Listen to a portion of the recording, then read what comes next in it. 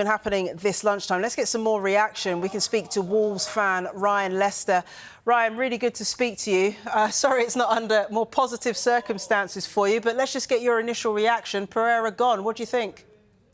Well, this come on no surprise to any of the supporters at all. Wolves have been underperforming for a long time. It was a real surprise. He got a new deal, and now we're in a situation with no manager, and it's rinse and repeat from Wolverhampton Wanderers. It seems to be on a cycle year in, year out. Really, really poor from Wolves. But this managerial decision, it should have happened a few weeks ago, but Wolves find themselves now in massive, massive trouble. So you would have expected it earlier? I think it should have happened earlier. This set of players aren't as good. Wolves have downgraded pretty much in every position in the transfer window, but he should be getting more out of these players. The table doesn't lie after 10 games, and he's nowhere near in getting the best out of this bunch of players. The fans turned a few weeks ago. Yesterday, there's no way back. It turned last week at Molineux. This is the right decision, but unfortunately, it's probably too late for Wolves. We showed those pictures earlier of him remonstrating and arguing with the with the home fans, with the Wolves fans when they were playing Burnley last weekend. How much do you think that played into the board's decision? Yeah, I think when you have a confrontation like that with the core end in the stadium, I don't think there's any way back. Very, very few managers survive that. I think he went over with good intentions. He was trying to show he was passionate, he cared, but his comments after the game saying, "Oh, you should be proud of your team." Well, we've not won the league game in over 6 months, so coming out and telling fans they should be proud after you've lost to every promoted side, it's not going to go down with the fans, and this is the outcome. Yeah, he did seem to point after the match in his post-match press conference that there were signs of progress, perhaps the performance against Chelsea. Were you seeing any forward movement? The second half, you 3-0 down, you're rolling the dice. There was a lot of aggression, a lot of attacking intent. It was better, it was more pleasing on the eye. But it's easy to play when you're 3-0 down. You've got nothing to lose. We need to see that bravery from the start of games. Wolves haven't been setting up like that. They've been negative, they've been no real plan, they've been easy to play through. And his team selection yesterday was quite baffling. So, no, it was a short spell for 30 minutes. That just papered over the cracks. How has this all come about, Ryan? Because it was only 6 months ago that he was in the pub with fans, having a jolly good time, and the fans loved him. He had that really good connection with them as well. Then he got the new contract this September, which is only, a couple of months ago. How has it turned sour so quickly?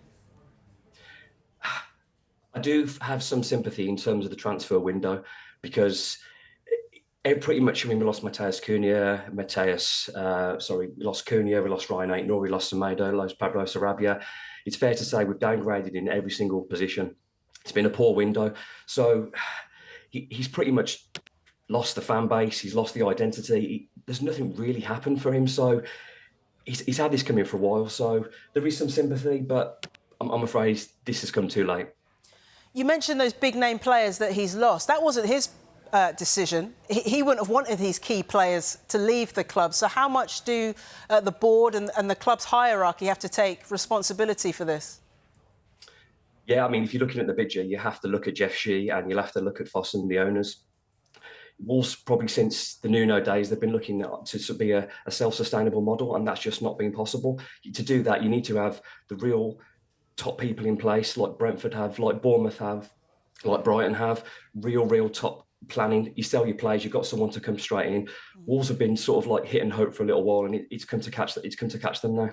Yeah, we have seen clubs, like you say, like Brighton, like Bournemouth, get rid of their best players and somehow still challenge towards the top of the Premier League table. OK, in terms of then who's next, the bookmakers have already started throwing suggestions out there. I'll throw some at you.